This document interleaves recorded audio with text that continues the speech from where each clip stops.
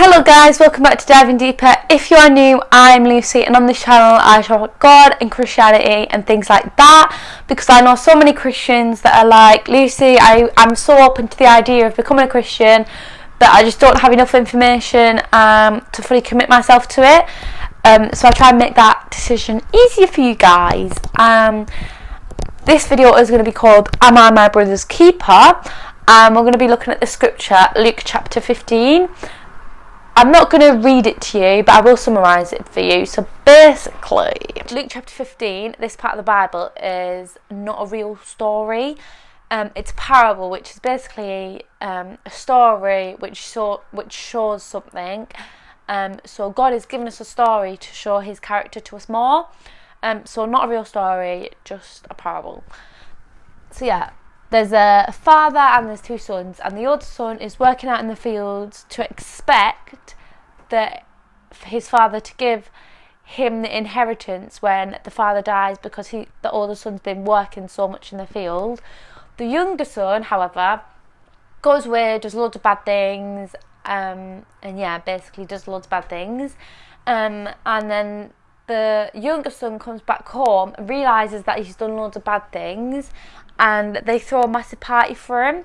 The older son comes back into the house, out from the field, and says, "What's going on? Why is there a party?" And the father's like, "Well, your younger son's back. Like, he's realised what he's done."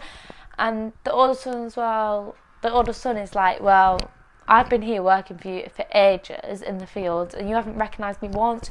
You haven't given me a thought. You haven't given me." You haven't celebrated me, and rightfully so. Like, I would be angry, working in the fields for my father for all that time, and then my younger brother comes back, and he's celebrated. Like, that is confusing, guys. But because this is a parable, remember, the father is God, the sons are us, and it shows, especially linking back to non-Christians and helping them make a decision, because I've had plenty of conversations where people are like, "Lucy, do you know what I've done? I cannot be a Christian." And I'm like, wait a minute, do you know what I've done? And I'm already a Christian. And it just shows that everyone shows forth of the glory of God, but you can still be accepted whatever you've done. That younger son went and did loads of bad things. Not sure what he did, but he must have done a lot of bad things, and serious bad things. Went away, did loads of bad things, and the father still accepted him and celebrated him. I mean, if that isn't God's love, I don't know what is, because this world is broken and lonely, and people are in need of that love that God provides. So it just shows that even though you might have done drugs, you might have killed someone, like, that was deep, but whatever you've done, God still accepts you, and God still loves you, and God still wants to celebrate you. The second point is, before this parable, there's other parables, and they link to this parable. So I'm just going to point them out because they're very important. So the first one, and they're quite similar. So the first one is the shepherd goes looking for the sheep because the sheep gets lost. And I think a lady goes looking for the coin, and then there's this one, so the son, and in this parable no one goes looking for the son, they just wait for him to return home. So why is that? Everyone goes looking for the coin, everyone goes looking for the sheep, but no one goes looking for the son. So for you Christians out there especially, but this can also relate to non-Christians, because love is the ultimate answer to everything, so it can be for non-Christians too. The reason why no one goes looking for the son, it's Jesus's hidden question to us to say, why are you not going to look for your hurting brothers and sisters? Why are you not going to look for that person that's lonely and not coming to church every Sunday? Why are you not going to look for that youth that hasn't been turning up every week? Why are you not going to look for that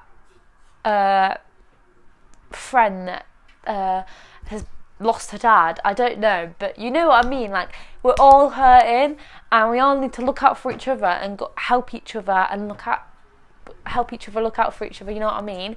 And this isn't just for Christians, this can be for non-Christians too. Even though you're non-Christian and don't believe in God, you can still go and help your friend that's hurting, help your friend that's lost her dad, help a friend that's an alcoholic. I don't know, like, you can help people. You don't just have to be a Christian to help people and search for the broken, search for the hurting, search for the lonely.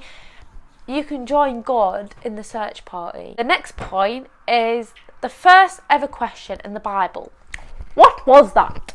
So it was in Genesis chapter 4, and it was the two first ever brothers, Cain and Abel. And God says to Cain, "Where's Abel?" And Cain says, "Am I my brother's keeper? Am I my brother's guardian? Am I my brother's babysitter? Am I my brother's mother?"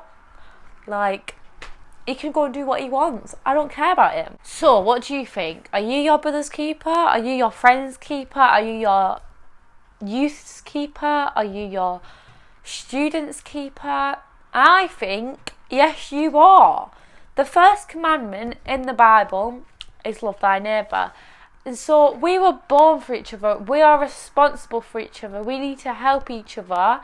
Even if, like, you think they're not struggling, just a simple message. How's your week going? Or things like that. Like, we are each other's keeper. We need to look out for each other and help each other. The next point is that God looks for everyone. He went looking for the sheep.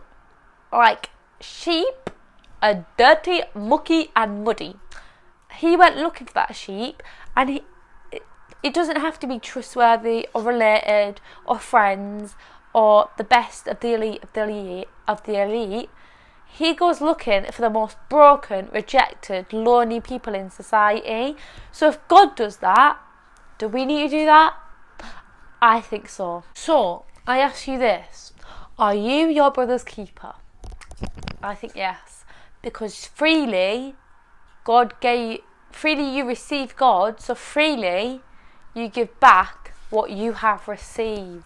Are you going to join in with God to join with the search party and not just go looking for the people that you love, for the people that are related for you, the people that are your friends, but go looking for the lonely, the rejected, the people that are minor to society? Go looking for them all. I'm going to start doing it and try to do it. I'm not going to be the best, but with God's help, get you anywhere. So yeah, I really hope this I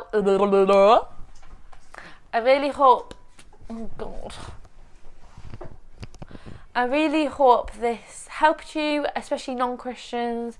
I think the key point for non-Christians is that everyone falls short of the glory of God. Like, it's not just you, it's me too, and I'm a Christian. So if that's one reason holding you back, then don't let it be. And for Christians, go look for them broken and hurting people. But yeah, this is the end of the video. If you liked what you see, please subscribe and share with friends and family, because #SaveThisNation.